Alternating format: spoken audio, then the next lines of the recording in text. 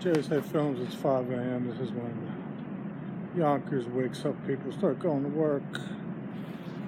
Got the early birds fucking going to Retro Gym at 5 a.m. Like a line at the door, like 4 or 5 people. Trying to get that gym in. Sounds like a good idea. Alright. Tales in the graveyard shift. Do tales from the first Yo-Fi Fest. I was working that Saturday, of course. Of course I was booked to work that Saturday somehow. It's a conspiracy, I tell you. Make me work on my birthday and shit. That was an inside joke. So I was working Yo-Fi Fest and it was not my birthday. I was working Yo-Fi Fest, it was a Saturday. I was working with my man Ward, rest in peace. And I remember I was working the first and second floor, so I had to deal with the programs. Ward was working the third and fourth floor, so he had to deal with the bathrooms. So I got a call that I have to set up some program on the second floor, even though I was told the previous day that the program was set up already. Something that happened quite often when I worked Saturdays, but we'll save that for another day. Save that for another story.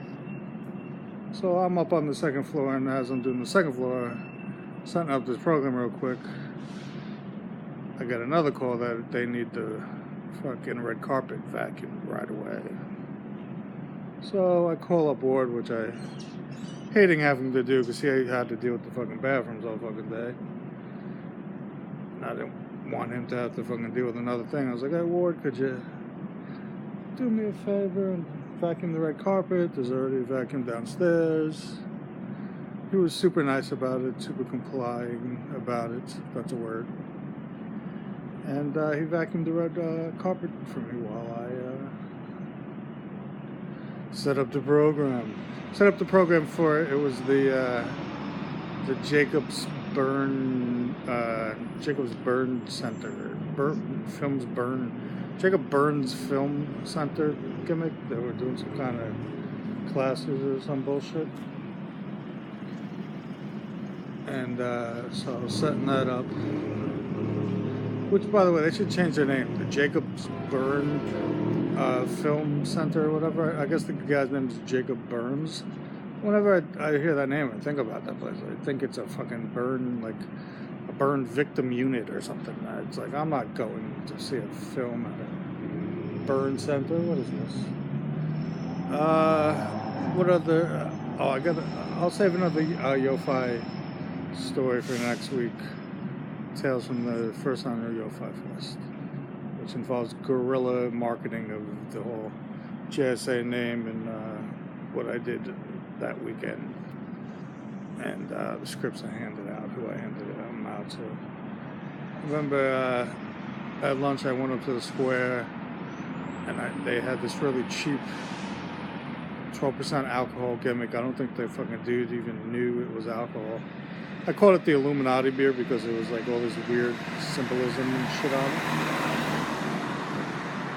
So like after I think the library was closed, I still had to work, I guess, because the Yo-Fi was going on still. I just remember drinking on the fucking loading dock and like fucking spilling fucking Four Loko, which I called it Four Loko when I wrote on the script Four Loko stain.